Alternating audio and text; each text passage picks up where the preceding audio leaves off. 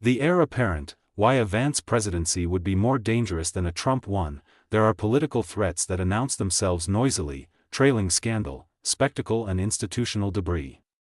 And then there are those that arrive with binders, donor lists and draft legislation already prepared. The former dominate headlines. The latter reshape states. For nearly a decade, America's allies have learned, sometimes painfully, to live with the first category. Donald Trump's brand of disruption was loud, erratic and, paradoxically, reassuring in its incoherence. He threatened alliances, contradicted advisors, insulted partners, and reversed himself with such frequency that even his most alarming declarations were discounted as provisional. Diplomacy adapted. Bureaucracies slowed him down. Courts absorbed shocks. Foreign ministries learned to wait, but storms exhaust themselves. Systems do not. As 2026 begins, the United States is no longer merely contending with the return of Trumpism. It is confronting its consolidation. Vice President JD Vance represents not the continuation of chaos, but its refinement. If Trump was the improvisational phase of American populism, Vance is its administrative turn.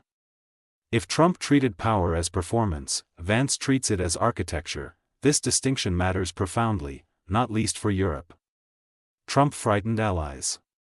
Vance intends to discipline them. The visibility trap. Trump's first presidency was alarming precisely because it was visible.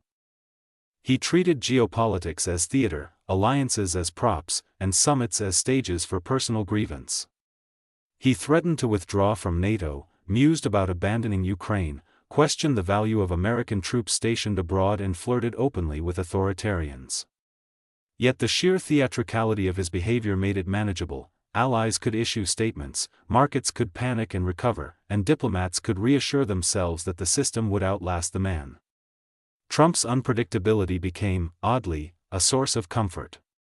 It suggested limits, of attention, of stamina, of execution. In contrast, Vance's politics are almost aggressively legible. He does not govern by instinct or impulse but by argument. He does not improvise doctrine on social media. He prefers memos, position papers and strategy documents. Where Trump saw institutions as obstacles, Vance sees them as instruments awaiting calibration. This is why the most consequential text of the coming American decade is unlikely to be a campaign speech or rally transcript. It is the national security strategy. Once treated by Trump as a ceremonial document, it has under Vance's influence become a manifesto, one that reframes immigration, speech, sovereignty, and alliance not as shared norms but as ideological tests. Institutions do not fear noise. They fear coherence. From apostasy to orthodoxy, Vance's rise within Trump's orbit owes much to his biography. A former critic turned convert, he embodies a useful political parable, the sinner who has seen the light. In populist movements, redemption is often more valuable than loyalty, because it signals ideological inevitability. If even critics must eventually submit, resistance appears futile, yet Vance's transformation is no longer tactical. What began as adaptation has hardened into belief. He has absorbed Trumpism's grievances and given them theoretical structure. He has taken resentment and translated it into governance. Trump wanted obedience. Vance wants alignment. This difference explains why Vance's rhetoric toward Europe feels less like bluster and more like indictment. To Trump, Europe was weak, ungrateful, and boring.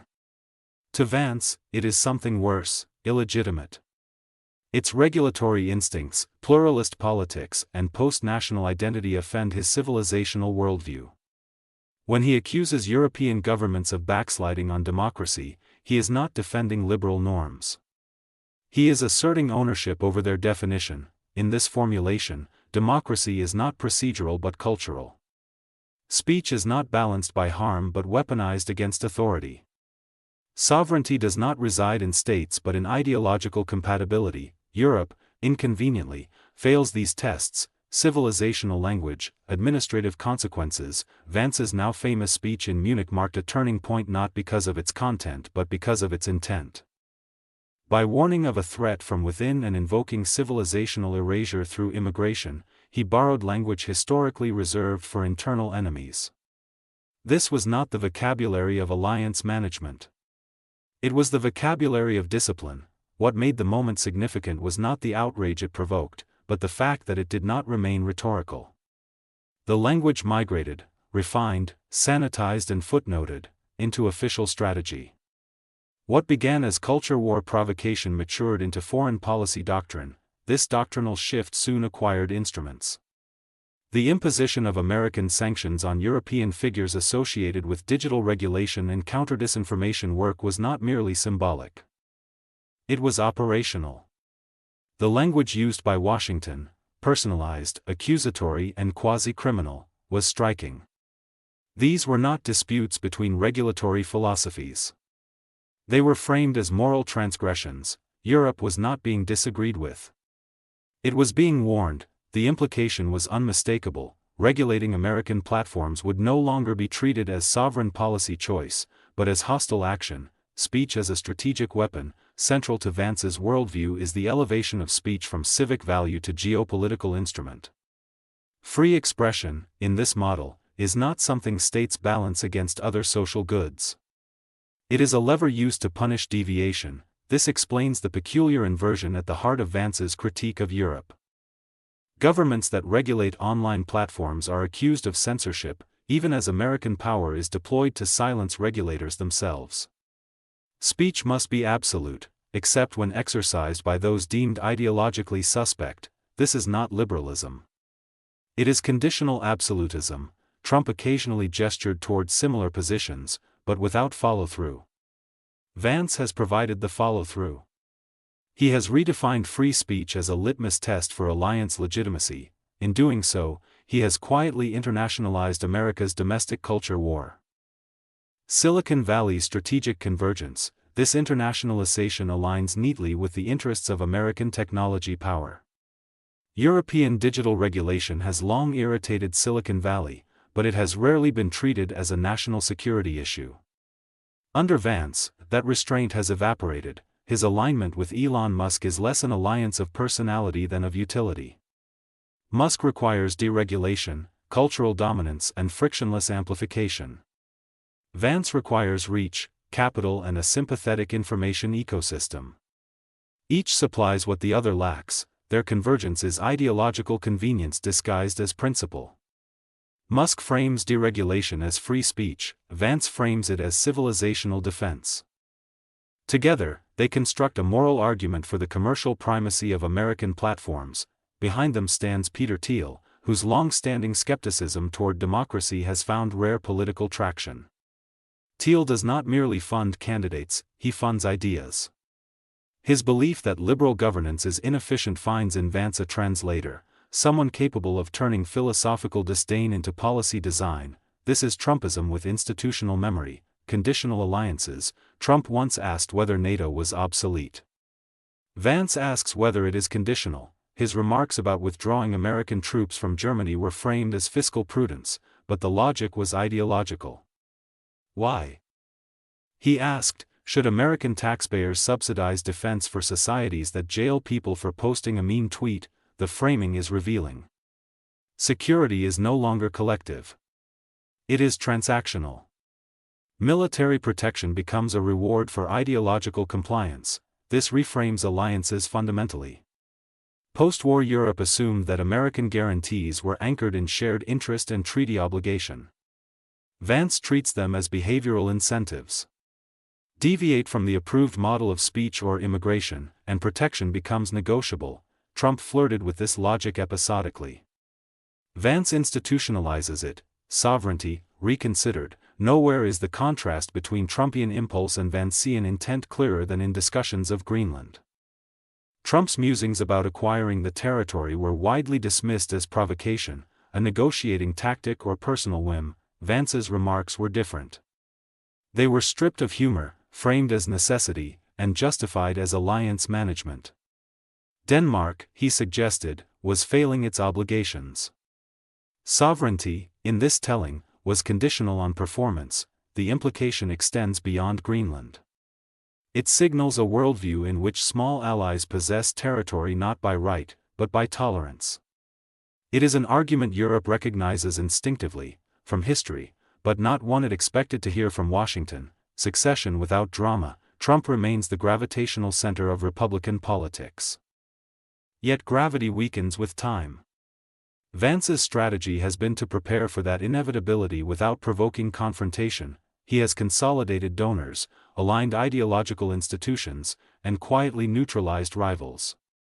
When Marco Rubio signals that he would not run if Vance enters the race, it is not deference but recognition.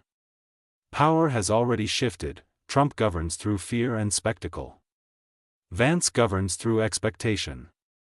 His authority grows not because it is loudly asserted, but because it is assumed. This is how movements outlive founders. The competence problem. European governments survived Trump by assuming incompetence. They waited him out, relied on American courts, and trusted that bureaucratic inertia would blunt radical change. Those institutions still exist, but they are increasingly staffed by people who understand them. Vance does not attack the state. He inhabits it. He does not rage against process. He weaponizes it. Policies once dismissed as rhetorical flourish now arrive formatted, budgeted and staffed. Alliances erode not through rupture but through conditionality. Norms collapse not under assault but under reinterpretation. This is not chaos. It is administration. The end of the polite fiction. For decades, the transatlantic relationship rested on a polite fiction, that values were shared even when interests diverged. Vance rejects this fiction outright.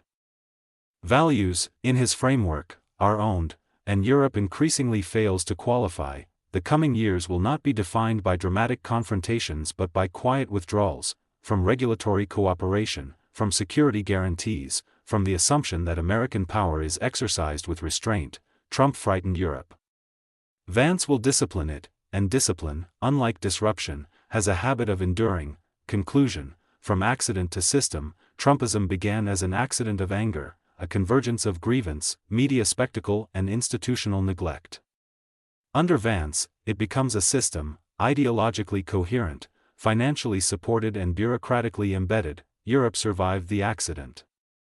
It may not survive the system. The danger posed by Vance is not that he is more extreme than Trump. It is that he is more capable. He does not promise to tear down institutions. He promises to repurpose them. History suggests that democracies are rarely undone by noise.